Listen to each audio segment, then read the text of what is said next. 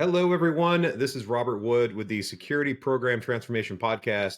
I am thrilled to have this interview today. I'm joined by my friend Mads. We are going to talk about cyber risk quantification, which is one of those somewhat elusive topics in cybersecurity, especially if you've ever tried to get one of these programs off the ground from jump. You've read all these things, you've watched all these videos, and then you go to put it into practice, and it's a little more challenging than standing up a scanner or something like that. It's a very it requires some real deep thought, and so that is one of the reasons why I am psyched to have this conversation today. And I'm not going to do it justice, so I'm going to turn it over to Mads to properly introduce himself. So, Thanks, Robert. Yeah. My name is Mads.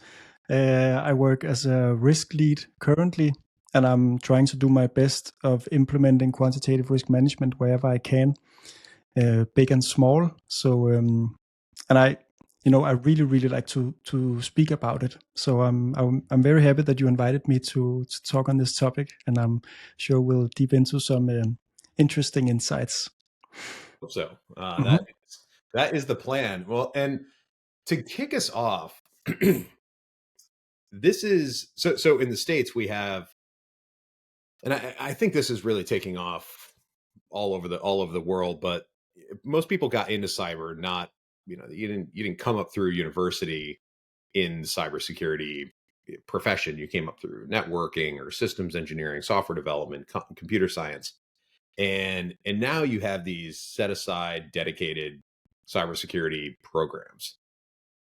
And most people, when they're getting into the field, they kind of go into the compliance branch, they go into pen testing, they go into being a security operations analyst, like those sort of pathways into the field. And I'm curious, how did you find yourself doing what you're doing now? Because it's a very niche part of the field. Very important, but very niche. Yeah. Yeah, so I think there are two inflection points to my path towards cyber risk quantification, and the first is my journey into just information security as a general area was almost completely by accident.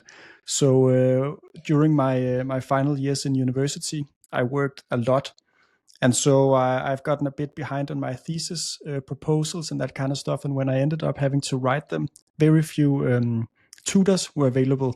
Um, and one of them, there were only two. And one of them suggested writing about GDPR. And at my current work, they had a project that they sort of want to get off the ground. So I matched those two, my work and and my thesis, and wrote about GDPR. And I graduated in 2018 when GDPR found effect. So that was very helpful in getting the initial employment. Oh, there you go. So before that, I'd actually studied anthropology, and then turned into the IT University of Copenhagen for more than like process support and tooling and that kind of stuff. So the IT side of business processes. I ended up writing about GDPR and seeing if that would diminish process efficiency. I concluded it wouldn't. It probably has, generally speaking. But from there, I went on to more information security management, information security, and in there, I had this very big frustration with the way we did the analysis. It was very tech first, not business first, and especially when we were to analyze probabilities in these matrices, we have impact and probability.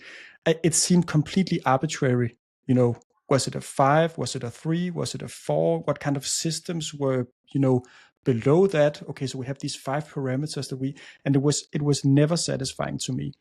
And so at one point, my then boss, he came back from a certification where the instructor had sort of just mentioned there's this Monte Carlo something where you can sort of simulate scenarios. And I thought, okay, that sounds pretty interesting.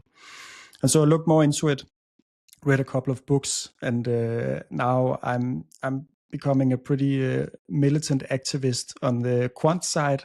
is that if you're not quantifying your risks, you're not doing any risk management at all. So I try to be nice about it, but my opinion is there's no way around quant if you're talking about risk management. And so that's where I now. So after university, I've done a lot of studies myself, online training, reading books, building a ton of small models at my own hand. So that's where I am now, with a lot of help from a lot of people, of course.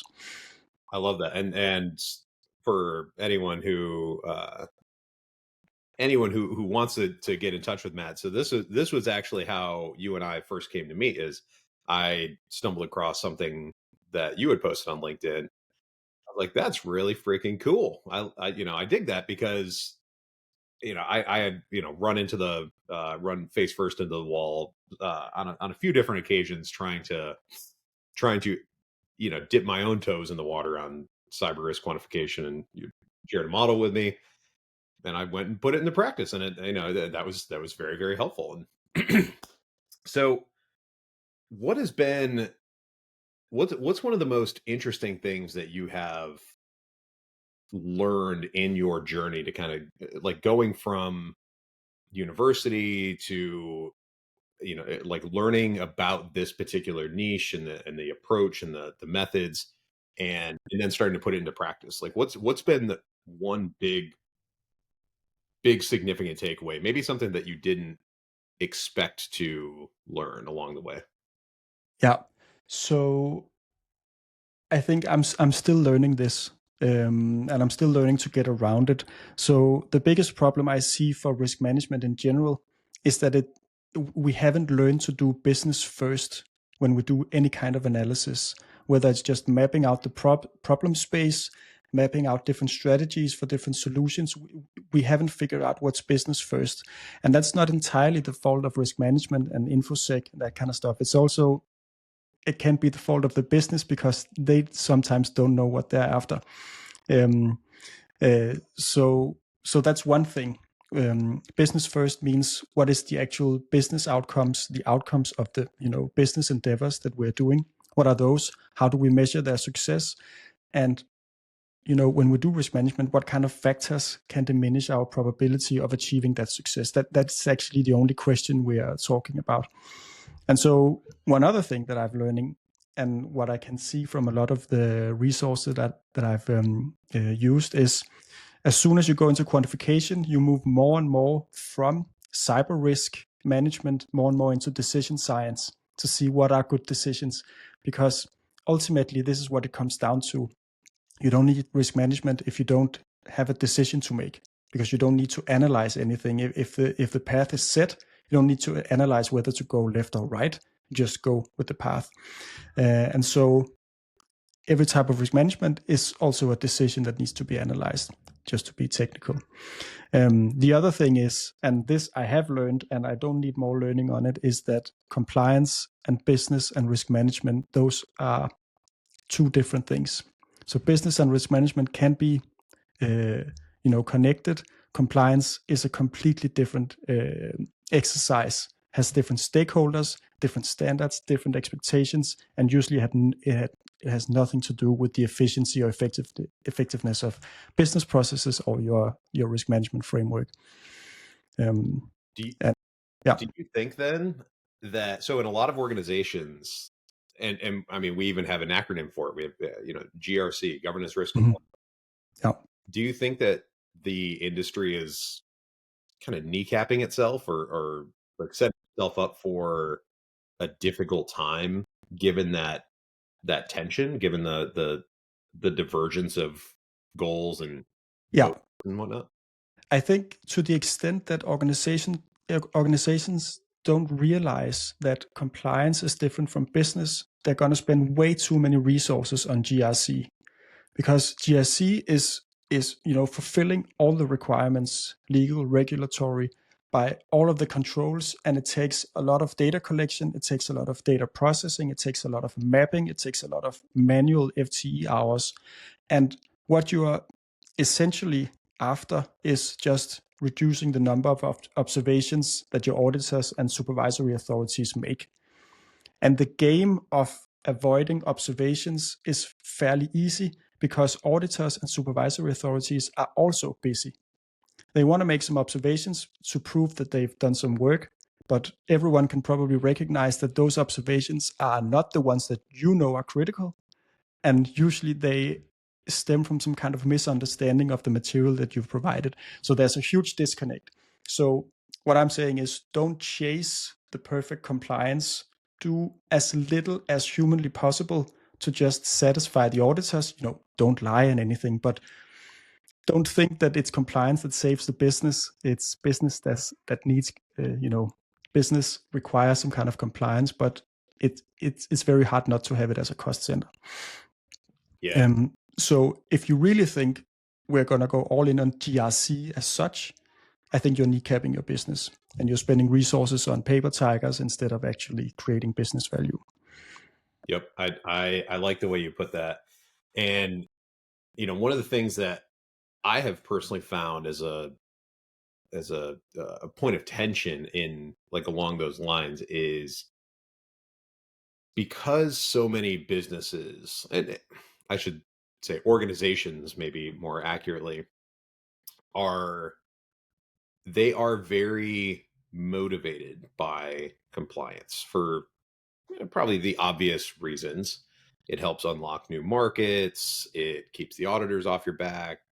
I was a federal CISO for just shy of 4 years, and in that world, you have the Office of Inspectors General, you have Congress, you have all of these kind of intimidating third parties that are out there potentially putting pressure on your agency from a compliance and regulatory scrutiny standpoint.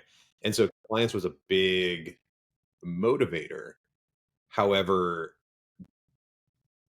you like as a leader leveraging compliance to spark conversation, but then not leaving it there when you're trying to get something done or trying to convince people of going above and beyond of like really satisfying a need.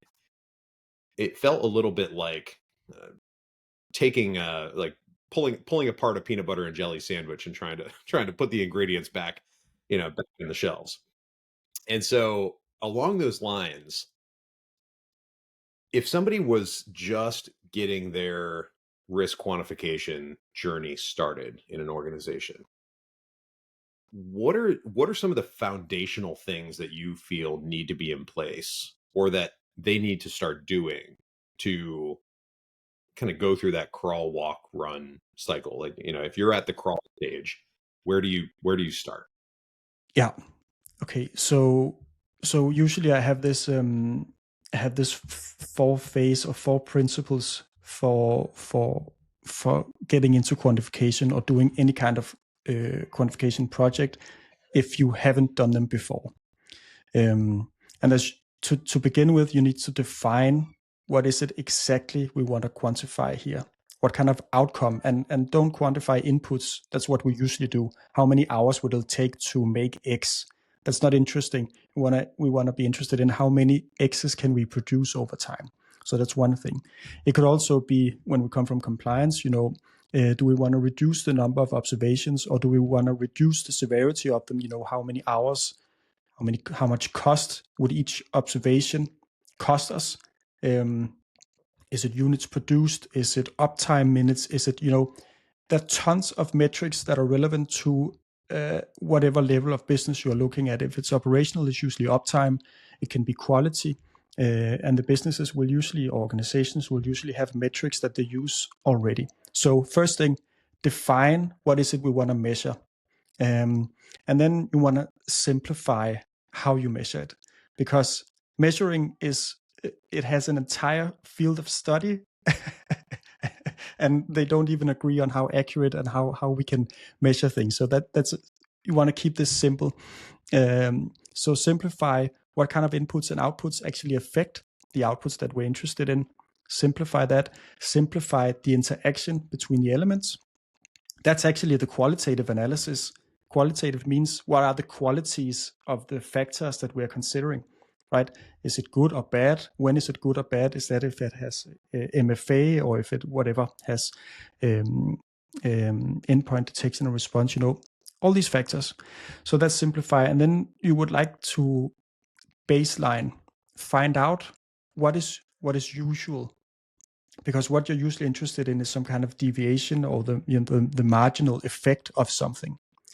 So one example could be if you want to quantify the strain of your operations and incident response, you can say how much of the strain of our incident response and operations comes from incidents. But you know that staff is always also used by other functions of the business, so you've already hired some of them.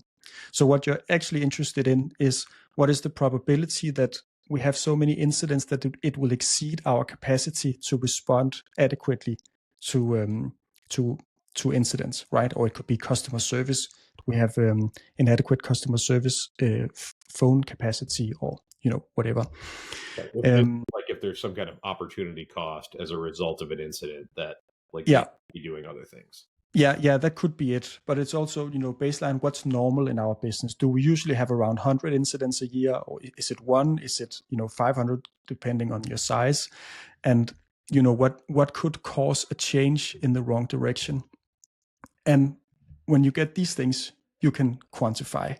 You can actually begin to put on units and go from there. I know this is a bit conceptual, but it's to say that quantification is sort of the last step. At least building models is the last step. You want to be very good at understanding the problem space and the actual outcomes you want to know about. So before you start to quantify anything, you don't need to be an expert in probability theory or Monte Carlo simulations or building models in Excel or Python or wherever. You just need to know the problem space and define things very clearly.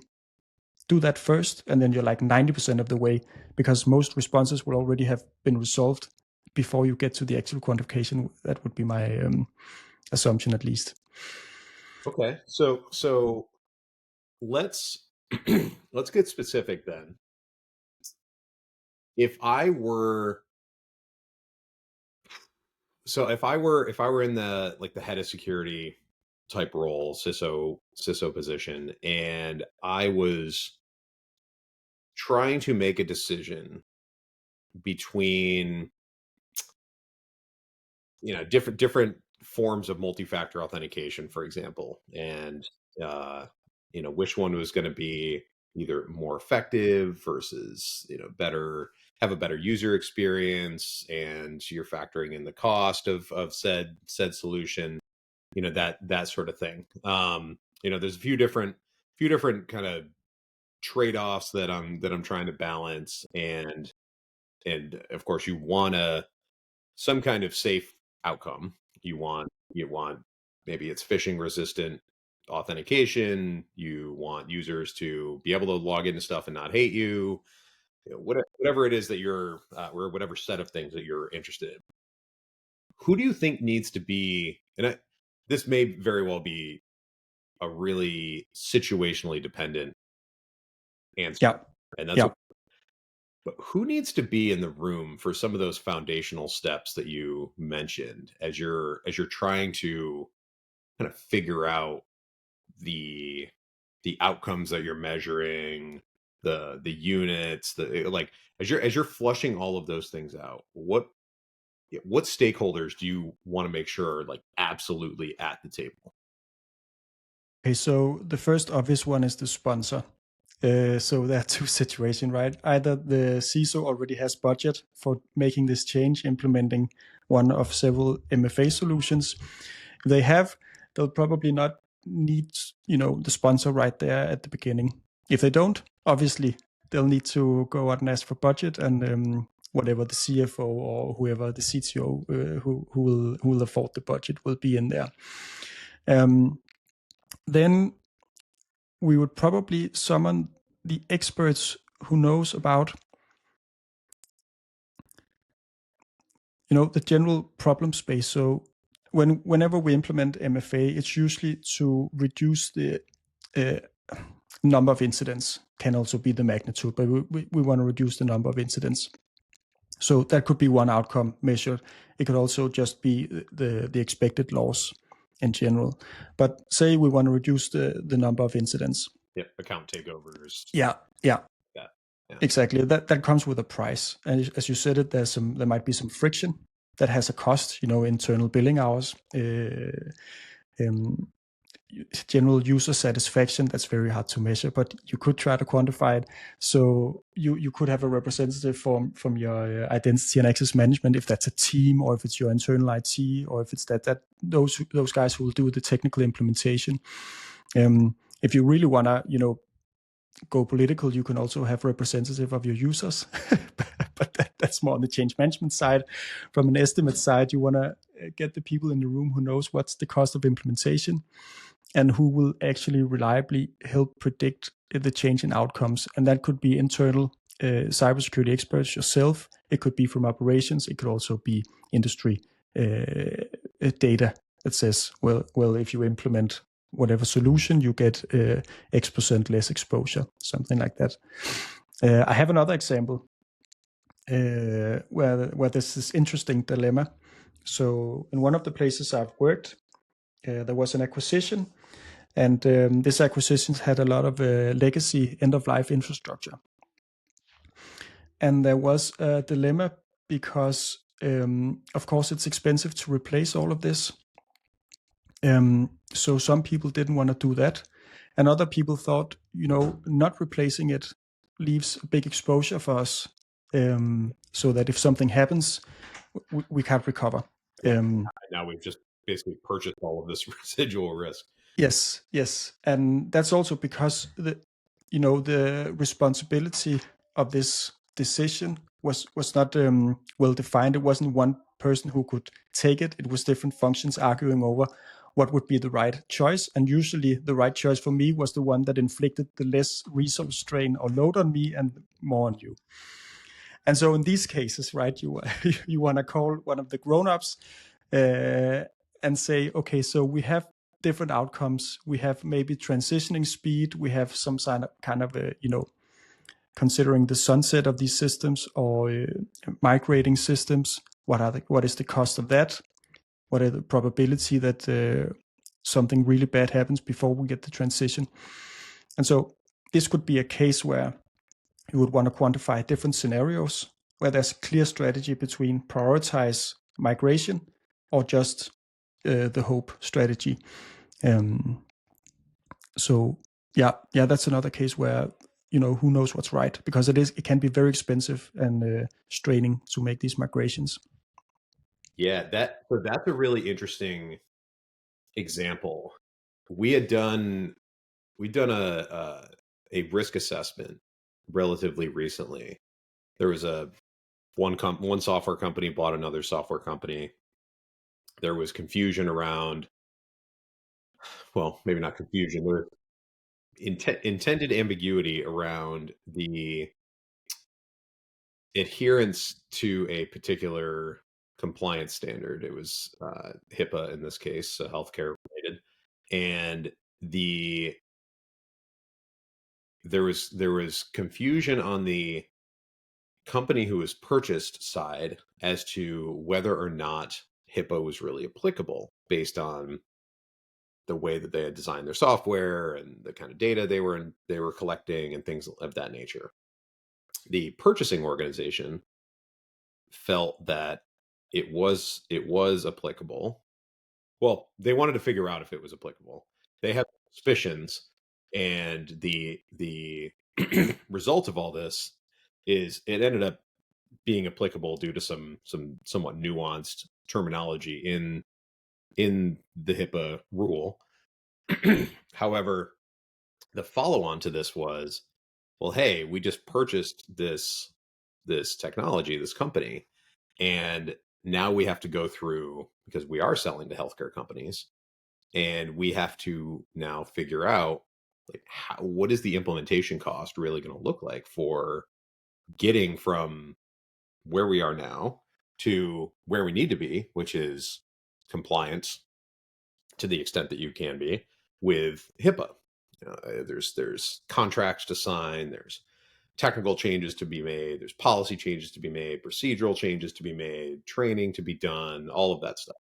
And so, they're going through this big quantification kind of forecasting exercise to arrive at some level of understanding of, the financial impact across both the financial impact as well as the hours spent impact of the effort. And then that was going to be an input into some, Yeah, some got it to be priced in the acquisition. exactly, Yeah. exactly. So, that was going to go to the lawyers and to the grown-ups to figure out like how they wanted to deal with all that. And what stand out to me about that experience, and listening to you talk through some of these examples, is the measurement of things that are not explicitly financial. And that was one of the things. So when I first got exposed to this discipline, if I could call it that, uh, I think that's a good enough term. So when I first got exposed to cyber risk quantification, it was through FAIR. I remember sitting in on I was at a AppSec consulting company at the time, Digital, and they brought in a FAIR dude, and he walked us through kind of uh, it was like the risk tuning exercise to like figure out where your preferences are, like where we were kind of oriented around around risk assessment. And I forget the exact term that it was that he used, or that Bear uses to do this.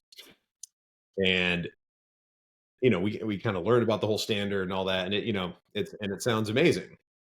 But in the business world, it's much easier to talk about dollars. And there's always an answer for everything. How do you measure your reputation? Oh, like, go look at the stock price, go look at customer order. There's always an answer for something that seems to point back to dollars. And going along the journey, when I was in the federal CISO role, money really was not that much of, like, talking about $1 million impact in $1 trillion organization, like, is a rounding error, which sounds crazy, but it's true. And it's like, if I was a kid and I had just saved up $20, 20 euro, after shoveling driveways, shoveling snow all weekend, and somebody I lost $5 of it, that would be I'd be heartbroken. My life is over. But if I lost $5 right now, Yeah. Would like, live. yeah, kids are always jacking money out of my wallet, and uh, unfortunately, they leave it at like the ones and fives. But I guess the point being, like, that the financial impact didn't really resonate in that setting. And so one thing that I felt was really lacking was this measurement of other units, or like tying the measurement of other units to business outcomes. And so, like, we did something very rudimentary in this risk assessment I mentioned with the hours forecasting. But talk to me a little bit about your experience effectively, like, identifying those other measurable units in a business setting, because I think that's one thing that I'm really hoping listeners of this, or watchers of this, get out of it, is like, they don't have to be stuck on the money. No, no.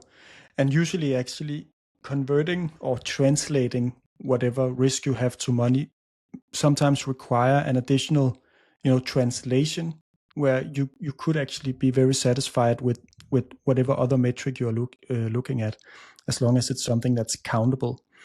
Right. It's Like actually, yeah, uh yeah, hours, or like something. I feel like uptime in the middle of, or rather maybe downtime in the middle of, like, a Black Friday Black Friday, big retail spike is yeah, maybe a decent example of that. yeah, exactly. So, and it also depends who you talk to. So if you are talking to an operations manager, they are not immediately worried about the budget, or budget overruns. They're worried about their uptime. They're worried about delivering whatever services, whether it's a web application or infrastructure or whatever. So I can provide a couple of examples of what to measure out the gate, or what to look for. But I want to start by saying that, as with many other things, I'm really trying to collect a large amount of things to measure, right? When I did one of my first certifications, one of the questions that I failed on was metrics. I just couldn't think of useful things to measure. This was in the context of security management systems, which are inherently that's another discussion. So now I'm really into finding out what's useful to measure. I have one specific example. So I built together with some colleagues and consultancies a quantitative risk management project for my former employer, and we also defaulted to expressing the risk in loss of money. The problem was that the organization was customer owned. We provided software and infrastructure to the financial sector, and all of the financial institutions were all owning this. So we were sort of internal IT for a bunch of banks and financial institutions, which meant that the cost wouldn't really be incurred to the organizations that I was in, and it was much more interesting to providing actually the services, because the cost would be incurred by our customers, which was very hard for us to quantify, because how many of them, what customers used which services and what times were they critical and that sort of stuff. So instead of quantifying to a dollar amount or a monetary value, we found out that number of incidents and downtime were much better to communicate the actual risk. And then you can always do all sorts of translations. So if our entire organization was one system, how many incidents would we expect a year, a month, and on average, how long would that system be down? And then we could talk, would it be our online consumer banking solutions? Would it be transactional systems? Would it be core systems that, maintain everything? And then it's certainly much more tangible for everyone to see, okay, so if this clearance, clearing payments, if this system is down at certain points in the day, that's really, really critical. We don't want that. So that makes it very tangible. So finding out the stakeholders who want or mandate this risk assessment, what's important to them. And downtime is usually, especially in IT risk, very tangible for anyone. Another thing that can be fairly easily quantified is just customers affected or data subjects, if you're talking about GDPR. So if, for example, in Europe, we have this critical infrastructure now that's very with NIS2 regulation. A lot of service providers, they're now critical infrastructure, which means it's not only their business that's regulated, it's also the reliability of the service they provide on a societal level. So you want to consider, how many of our customers will not be able to get clean water or electricity or DNS services, as with the case with my current employer. And for how many minutes will they be without that? Or what would be the service degradation? If you usually have around 100% throughput, how much slower would it be? The water pressure, the internet speeds, or cleanliness of water. There's tons of things that are inherently very obvious when you look at the qualities of the service that you provide, where these metrics just pop out at you, and then you just select the most important ones. So minutes, number of people affected, could be water pressure, it could be a number of interruptions. Service degradation is also fairly easy to quantify. I don't know if that covers it, but I feel like that, bringing it back to one of your earlier responses, like making sure that you have the stakeholder who is the expert in the outcome, the expert in the subject there as part of the conversations, so they can kind of really break down and specify the like the problem space for everyone. And then you can kind of pick pick measures out of that and work it the modeling that you're doing. Yeah, and it's usually you can just ask, what are you worried about? And there's usually something, and then if someone says, well, we can't really quantify that, then Douglas Hubbard and Richard Syrson has provided this very, very clever responses. What would we see if that bad thing were to happen? Something that's actually tangible. It might be secondary. It might be not completely 100%, correlating 100%. But what would we actually see if that bad thing you worried about happened, right? Would it be, customer churn? Would it be employee churn? Would it be health and safety? That's also one thing, health and safety. And of course, for projects, it's budget overruns, it's delays. Those are also, you just count the hours or count the days. There's, everyone can count, right? So, That's a so great question and response and follow-up question. yeah, I really like that. I'm yeah. definitely gonna steal that. And at some point, if you ask it enough, you will come down to something that's countable. Mhm. Yeah, yeah, Okay. So another thing that is really challenging in this space, or I think that leads to challenges in this space, is you've got a you've got tools and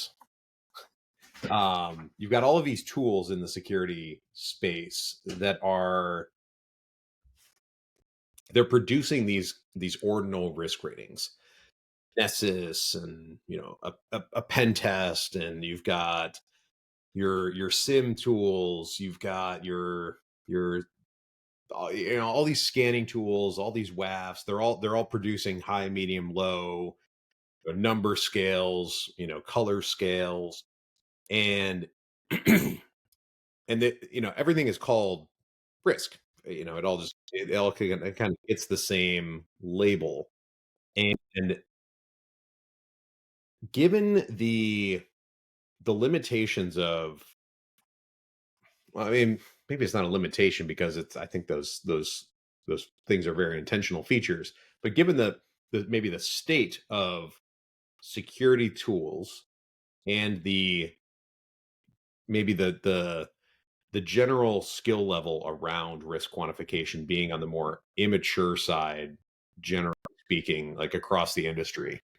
Um, is there a point inside of a typical security team that you might see as a tipping point or like a big driver to say, like, all right, we have all of this stuff, we have our pen tests and our scanners and all that, uh, where we're gonna have that, but we're gonna use this situation, this opportunity or whatever to like be intentional about starting a risk quantification exercise, and maybe you like start with a specific scenario or something. But is there, I guess, yeah, is there a point at which it makes sense for the typical team, the average team, to kind of go beyond all the ordinal yeah, labor?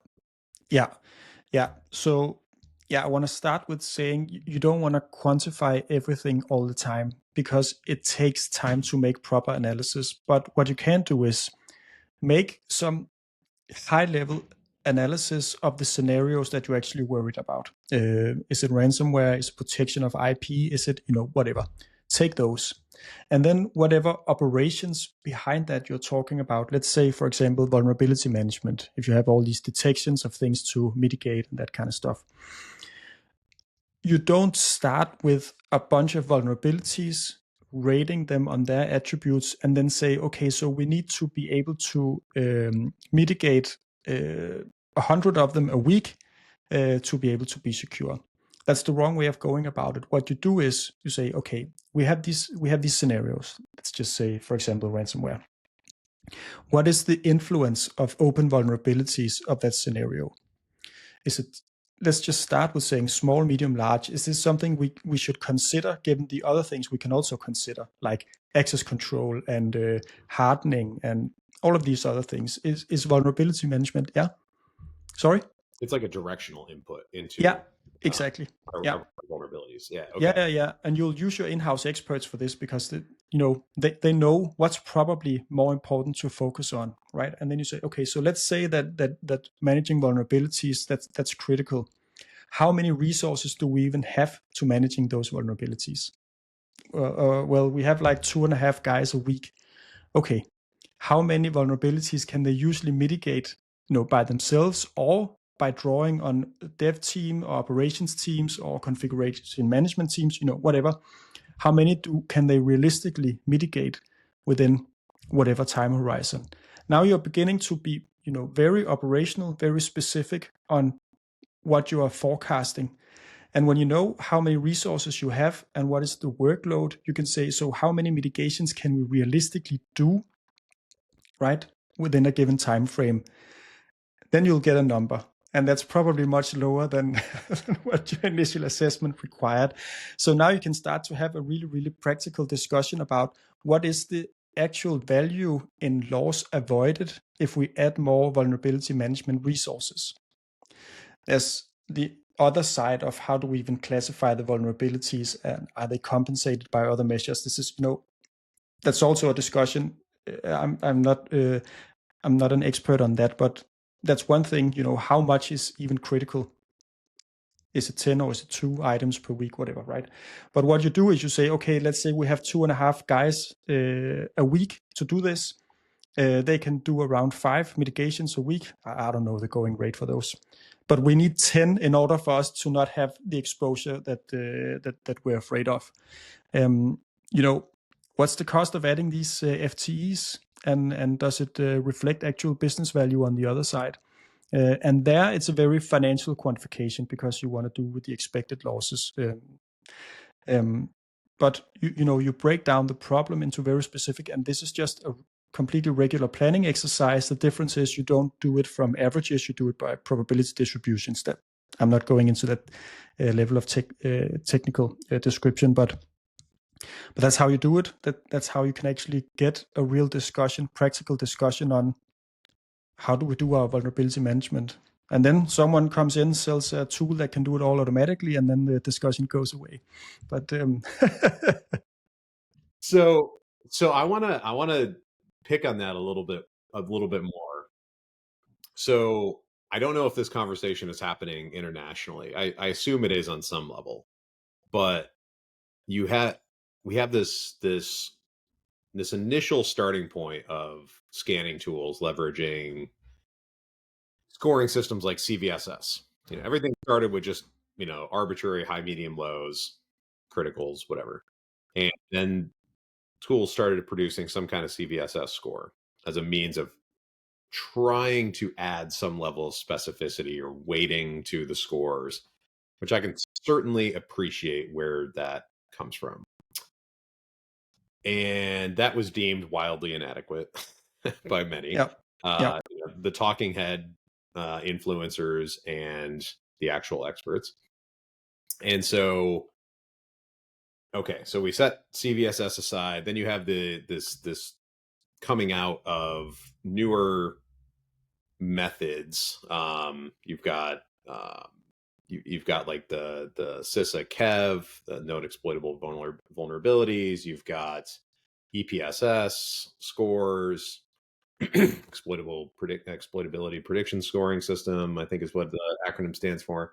You've got all these other methods to try to add some level. It's not true risk quantification, but some level of more specific measurement to vulnerabilities coming out of these tools. And I definitely hear and agree with you that like you don't want to measure like quantify everything because then you could just find yourself just doing nothing but doing risk assessment and yeah, you're not actually doing any work. yeah. And therein lies a big problem in and of itself. But I guess where do you have any strong opinions on like that process of trying to identify because I think there's a real noble effort in EPSS and Kev and all of these vulnerability prioritization methods because it's like we have 10,000 vulnerabilities, and we need to figure out, like, we only have resources to mitigate 100 per week. Yeah. Which ones do we start with? And, like, some people turn to pen tests, and it's like, or bug bounties. Let's get the exploitable ones. Some people prioritize it on specific systems, but there's a whole kind of art and science to figuring out which ones you do. And so I guess, like, bringing these two, it's like smushing these two worlds together at the risk of, like, doing the peanut butter and jelly thing. Like, what do you think about that? And just, like, yeah, I guess what do you think about that? Yeah.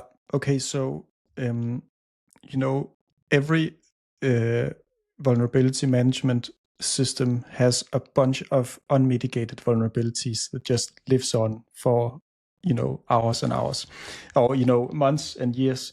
And so that just shows us that our ambition of mitigating them is much larger than our capacity. And that comes down then to two problems. Either we don't prioritize all of the efforts that needs to go into this problem, or we categorize a lot of things that aren't really vulnerabilities as vulnerabilities. And there are two dimensions to that. So one thing is, a vulnerability is technically a vulnerability, from a technical understanding, right? So we know that this type of code can be exploited by this technique.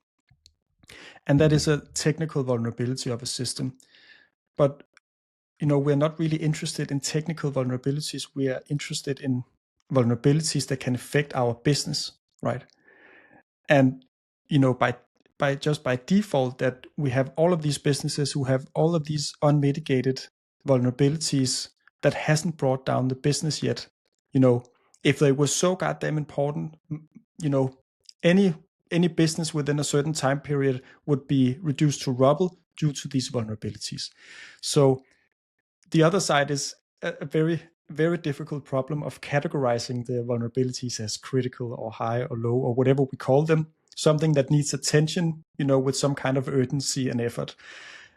I'm definitely not an expert on how to classify vulnerabilities, but I'm very inspired by how Richard Searson speaks about this, I, where yep. what is the actual business risk of this library of open vulnerabilities we have. We need to be able to speak about that, whether it's in financial terms or in any other terms. We can't just speak about it from a technical vulnerability standpoint. It doesn't make sense because there are literally infinite vulnerabilities. Well, and I feel like, kind of pulling on that thread a little bit more, this is one of those, like, this is, I think, a fundamental problem of just taking a tool and using it out of, out of the box. If you drop a scanning tool into an environment, it's programmed to do certain things. It's somewhat deterministic. If it finds X, it's going to report it as Y. And there's not a lot of intelligence in that. Well, intelligence maybe is all relative here, but there's no context behind the thing that it's scanning and why it's important to the business. And so you almost, on some level, need a filter that everything runs through to say, like, to interpret all of those, like, ingest all of those things and be able to deduce, what systems are impacted. Like, one of the things that I thought of as you were speaking a moment ago was, like, perhaps instead of risk ratings, perhaps, like, certain types of vulnerabilities paired with certain systems that are, like, parts of the environment that they exist on, like, those things together might be much more important. Like, an access control issue, for example, in a financial setting, might be like a holy smokes, this is really not good, versus a an injection attack or something, something of that nature, missing patch, outdated libraries, etc. And so, yeah, gnarly problem for sure, because I feel like the the industry kind of drowns in these findings, the thousands to tens of thousands of findings that come out of these tools, and you're just trying to figure out how to deal with it all, and then at the same time, thank you, how to deal with it all, and then at the same time, that's where the compliance needs come in and all of that, and they're why haven't you mitigated all this stuff, and Yeah. and therein Yeah. creates a conundrum for the poor CISOs and the CIOs of like they're left trying to pick up all the pieces. And so bringing in a I want to shift gears ever so slightly and talk about a little bit more of an abstract kind of vulnerability that our field is also unhealthily obsessed with, I think. And and that is in the space of third party risk. Now, we have this tendency in our field to, we love to send questionnaires. We love to monitor and report on the state of another entity's security posture, whether it's through, passive monitoring, pen test reports, questionnaires, policy reviews, SOC 2s, ISO 27001, whatever it is. We love to do that.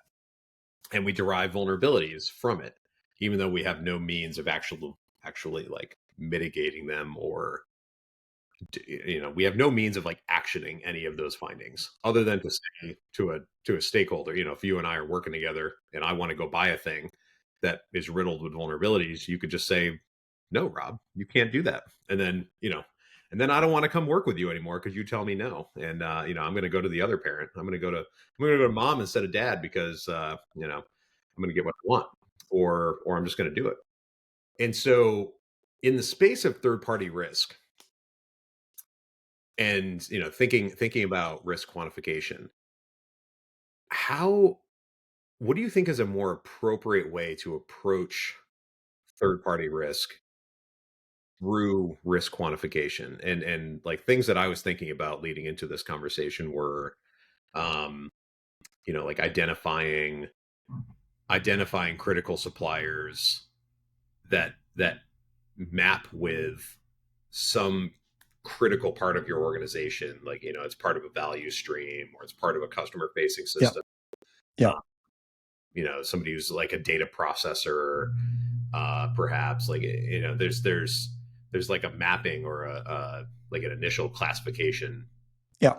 step that Yeah. you can do there. But yeah, I guess, like, how do you think about these two things coming together through your lens? Yeah.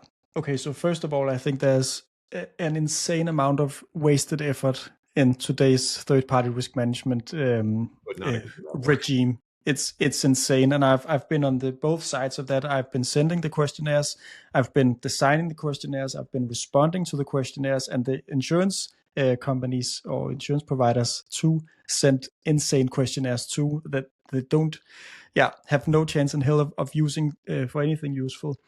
chasing your So yeah. And it comes down to, after defining, when I talked about that 4 steps, after you define something, you simplify and you find out what's actually important here. So you need to, and this is done in parallel. So this is one of the areas where compliance and actual operations that divorce is most ugly, because from a compliance side, you by law or by regulation, you need end-to-end requirements. So whatever requirements you have, they need to go throughout your entire value chain and supply chain. So you need to ask them whether they have whatever implemented access control, whether they have a security policy, whether they have assigned roles, all of that. You need to ask it because you are obliged to do so. We can always discuss whether additional questionnaires is necessary if you already have the certification. That's an entirely different discussion. So that's the compliance side. Then if we look to the actual business side, then you want to see, okay, so what kind of output from this supplier is actually critical to our business? Is it just time and material? Is it some kind of solution that needs uptime? Is it actual resources, like if you're a mining company and it's machinery?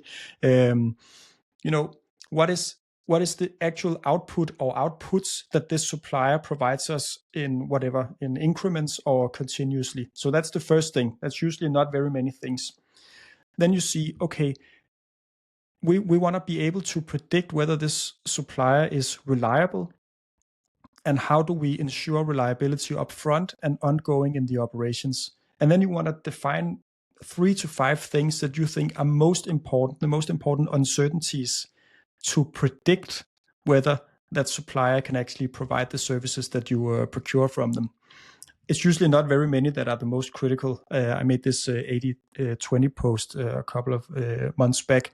It's the same applies everywhere. So 20% of the factors usually account for 80% of the variance. It's the same with your supplier.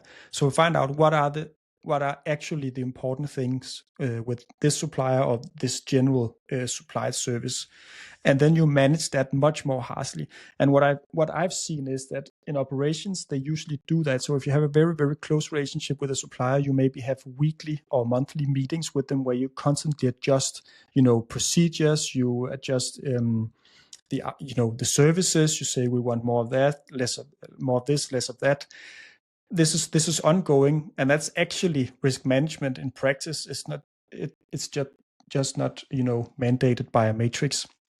But find out what's the supplier actually supplying. Find out what are the biggest uncertainties to reliability of that service, and then you manage those. And don't go to your standard control catalog. It won't help you.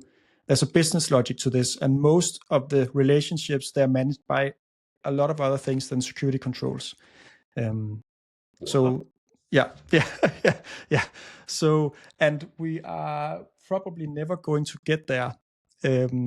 But if more and more, security people would realize that this is a business problem and not a security problem. Security is uncertainty contribution to that entire third-party uncertainty is so small compared to a lot of other things. There are liabilities, all of these other contractual things that I'm not too familiar with. But what actually regulates the business relationship, there's a lot more uncertainty that's not security, and we need to realize this. It's not security that's the most important. Obviously, you want to avoid completely unreliable ones, but yeah. Well said. Now, do you think, like, given the state of cyber risk quantification and its adoption across the industry, what do you think is going to help us get to a state where more organizations and more people within those organizations are leveraging it and putting it into practice? Is it an education problem, a tooling problem, AI magic? What's gonna get us there, in your opinion? Yeah, I think this newest AI buzz around agents seems pretty interesting, and I've seen, for example, we have this Professor Hernan Hüller on LinkedIn who's speaking a lot about that. I would recommend looking him up. So that's one thing that I don't know too much about. Would you send me his details? I'll include it in the yeah, definitely. Yeah, cool. Definitely. Then there's one push. So a lot of cybersecurity comes from just legislation. So in Europe, we have GDPR, we have NIS2, we'll have the AI Act, we have a bunch of other regulations that now says that it says it's risk-based, but it just mandates you have all of the controls of the ISO, basically. If I'm being very, very blunt. But that pushes cybersecurity. Some of it mentions quantification too, and I think that in the guiding materials that will come along, it tends more and more towards quantification. So that push will obviously also push for quantification of the areas. I'm not too optimistic around it because there's a competence gap. So I've spent a couple of years now learning, basic probabilistic methods. And I would say it is difficult. It's not as difficult as it seems, but it is difficult. And if you're not used to doing it, it will take time to train. So it's also a training issue. the funny thing is that in all other risk domains, in financial risk like liquidity, market risk, currency risk, all of these established financial sector risk domains, you have quant guys and only quant guys doing it. And then in the financial institution, you can go just across the aisle to the operational risk manager who's never even used a calculator. And it's, to me, it's completely insane. So I think that I've seen that risk management will just be eaten up by compliance. I hope that it will be eaten up by more traditional risk management professions instead, so that we can have a more mature and effective analysis of the risks. I have a high of obviously I want to say that it's going to blow up and the people who can actually do it will be extremely valuable and that sort of stuff. But I'm hesitant in saying that this will explode anytime soon. It's difficult and there's no call for it. And that's the final factor, is that no one expects cybersecurity professionals or risk managers to be able to provide quantified risk assessments and decision support. They don't expect it. So if you bring it up, they don't even know what they're looking at. So if no one requests it from you, you're going to present a response to a question that hasn't been posed. That's also a problem. So the space is riddled. What's it called? Yeah, riddled with it's bunch of nascent stages. Yeah. It's and the financial equivalent with the quant guys, like that movie, the Big Short comes to mind with Steve Carell. That is such an interesting, like I didn't think about that as I asked the question, but you're definitely, I mean, that's such an interesting point, because we have compliance people, we have IAM people, we have vulnerability management people, we have SOC analysts, we have testers, but we have, like, in the financial world, I mean, like, if a firm's doing mergers and acquisitions, the whole business kind of revolves around that thing, whereas cyber, it's a very, like, vertical kind of problem space, whereas cyber it's very, like, horizontal. It cuts across all of these things. There's all of these kind of sub disciplines, and it makes me wonder if that's one of the reasons why, like, having the equivalent of the quant guy or gal in an organization would be really hard in our field, or maybe just very much ineffective because of all of the other subdisciplines. And so it's like, do we need to get to a place where there's some kind of like 101, 201 level of awareness across the board, so that way it can start to get worked into more situations, more scenarios, universally, as opposed to having, and like, reserve specialist cases for the actual specialists. Yeah, I think so too. So for the vast majority of organizations that are small and medium-sized enterprises, their loss exposure is very, very similar.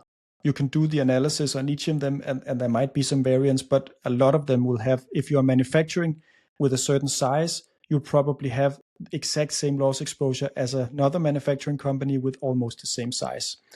And the controls that usually account for the most of the security are almost always the same.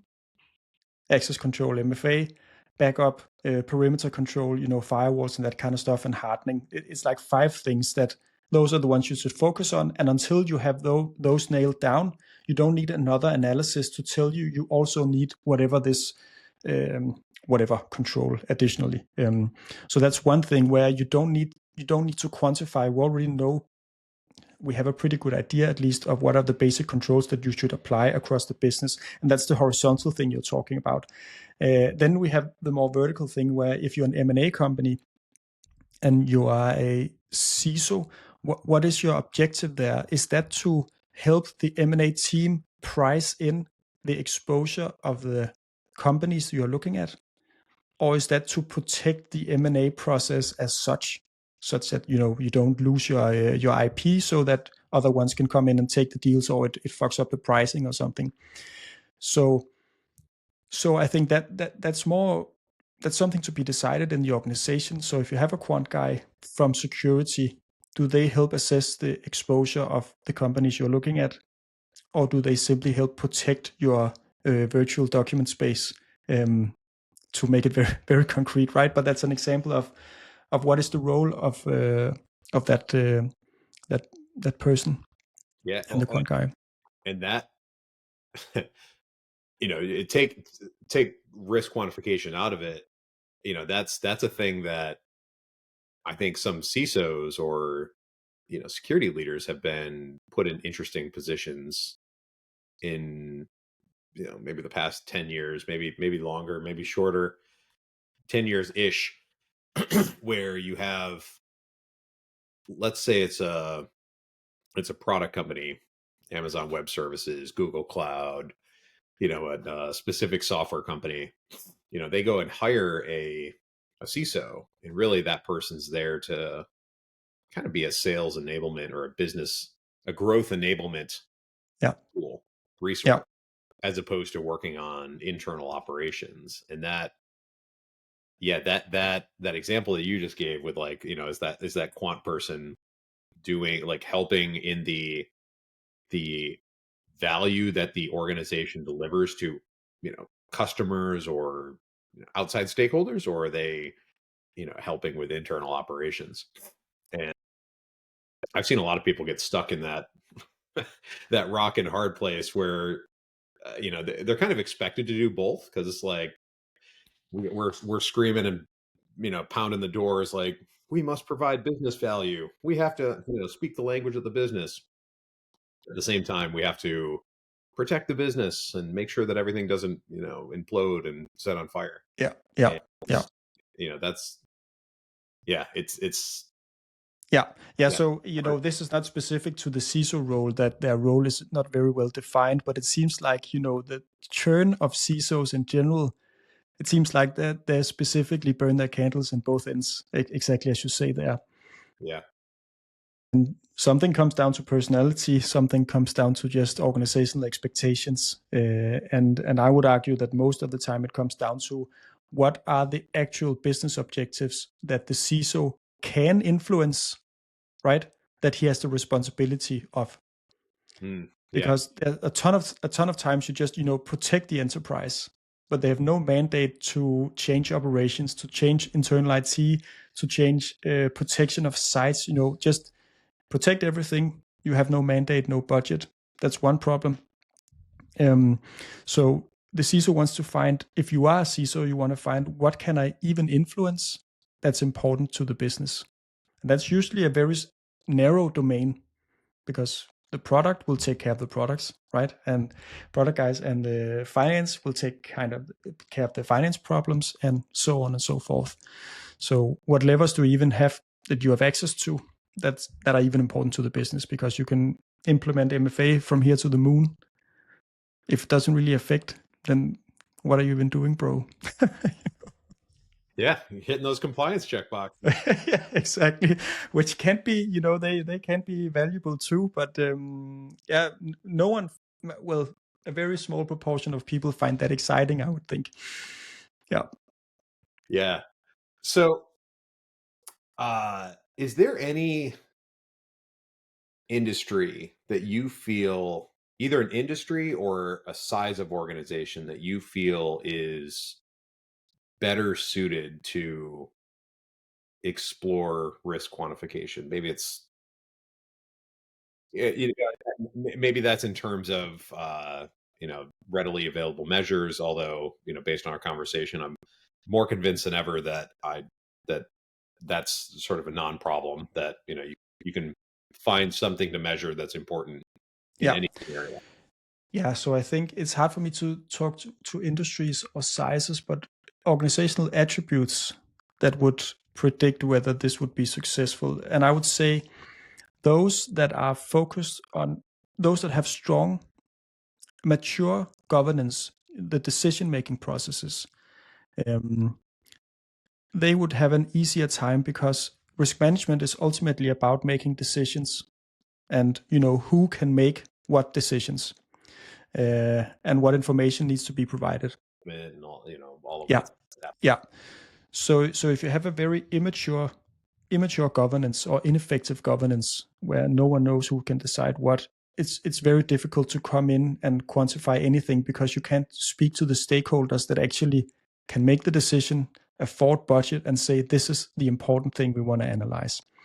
So, and that you can have immature or mature organizations of any size, related to the governance.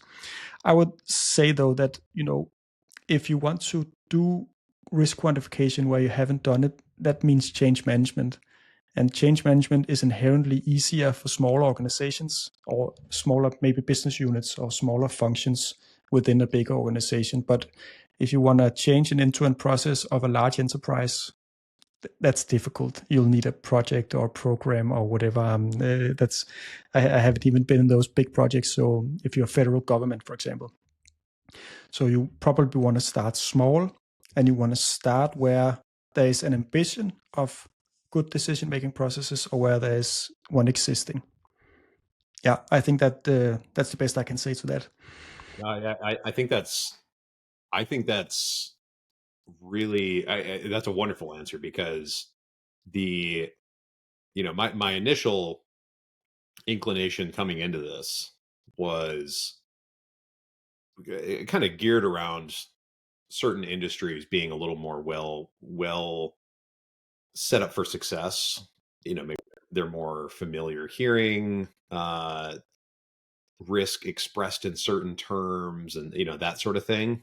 And my perspective on that is different now than whatever an hour and 10 minutes ago. Yeah, yeah, And yeah, so I like the organizational attributes, because I think for the CISO who's thinking about maybe getting started with this, they only have so much political capital, time in the day, resources at their disposal. And so, if they're looking at their culture and it's like, this is not the right place to invest now, like, I can do decision support and risk management in other ways that, like maybe spend my resources more efficiently and effectively. Great. And they kind of put this one in their back pocket for either a future state at that organization, or another organization in a future role, or something like that. And I think that, I think that's important, because we in this industry, we tend to talk about things in absolute states, like, if something's a good thing, then yeah, it has to be done everywhere. yeah. And All at all. once. Yeah, Yeah, it's just like you gotta go all in. And so my kids are really into the those little like juice squirty things that you add to like water to make it taste differently. So my younger son in particular is obsessed with these, and he has quickly learned that like adding too much is going too far too fast, yeah, not a good thing, yeah, and we're going to waste a lot of water that way. Or if you add it to things like, if he has milk and he adds orange flavoring to it, then it might not actually be that delicious. Or and so he's kind of figuring this out as he goes. But setting the silly example aside, I feel like in our field, there's we could benefit from not approaching everything as a universal, this is a good idea in all situations and we have to make it work as a result. And just be a little bit more situationally and contextually aware of yeah. the. Definitely, definitely. But I want to return to one of the first things I said, is that whatever management you're doing, you want to do it on outcome metrics, right? So quantification can be advanced modeling, but it could also simply be counting instances within a given time frame. Like a common security management system metric is like, have we updated all of our policies within the last year, right? Which is Yeah.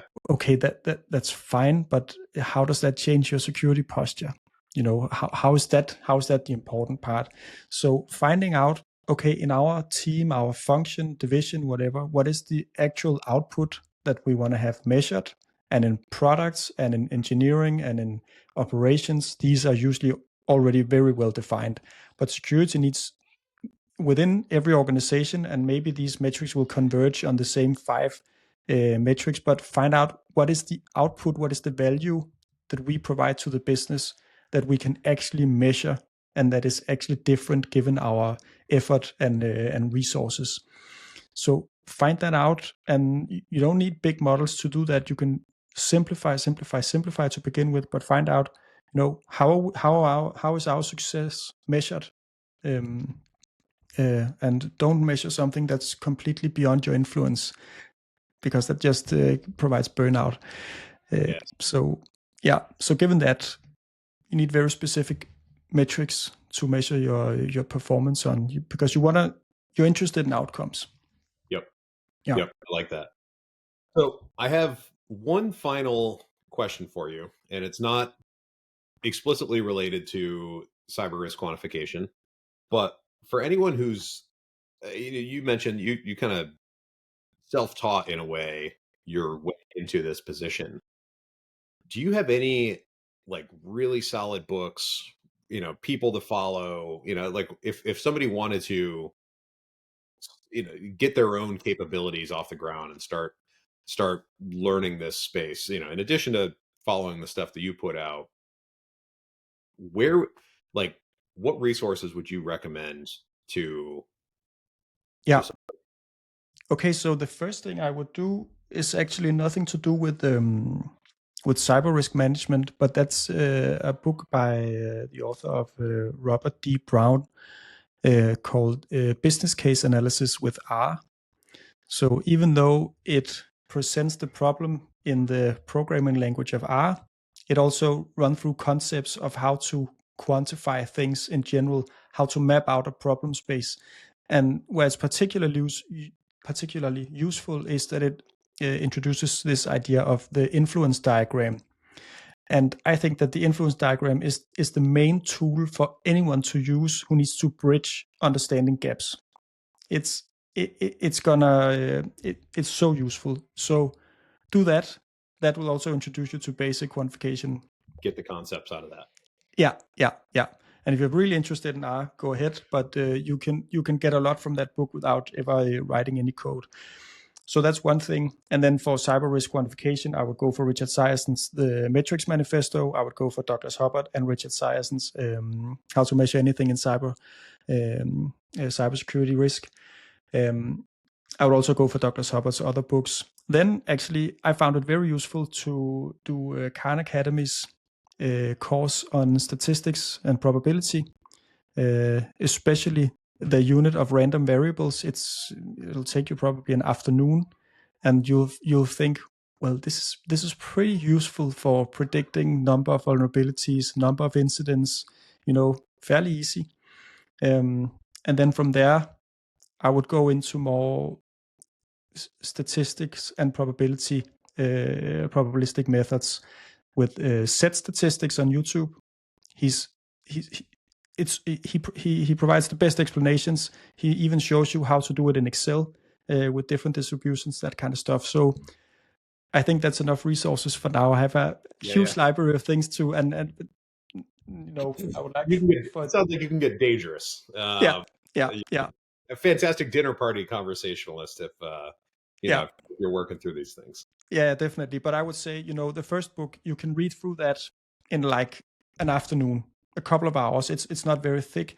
It's very, very accessible. Khan Academy is free. Set Statistics on YouTube is free. I don't think the cybersecurity books are too expensive, so you can really go a long way with free resources too. Amazing. That's great advice. All right, well, I want to say thank you so much for spending my morning, your afternoon with me, having this conversation. I found it absolutely fascinating. And yeah, like we have more stuff to talk about. We'll take that offline. But is there any last parting words that you want to leave people with before we hit stop here and resume our Yeah. days? Yeah. So I'm really trying to provide useful resources on my LinkedIn page. Hopefully, you can link to that in the notes. Absolutely. So go look it up. There's already a bunch of templates you can request, and I plan on keeping up that quality in the future. So go in there and see if I'm worth following, and just write me if you have a specific problem. As you can probably feel, I'm really enthusiastic about this. I love speaking about it, and I love writing about it, and I love helping people solve their problems pro bono. So yeah, reach out, and I'll be happy to speak to anyone who's interested in the field. Yep, I can 100% vouch for the quality of the posts on there. Not anyone who knows me knows that I shame on the influencer community. This man is not an influencer in that sense of the word. Puts out actual good, useful stuff, and you can take it, put it into practice. So, Thank you so much, Robert. well, sir, thank you again. I hope you have an awesome rest of your week, and yeah, we'll talk soon. Yeah, we will. Thank you so much for inviting me. I love these opportunities. All right, appreciate it, sir. Have a good one, and Take thank you care. everyone for listening.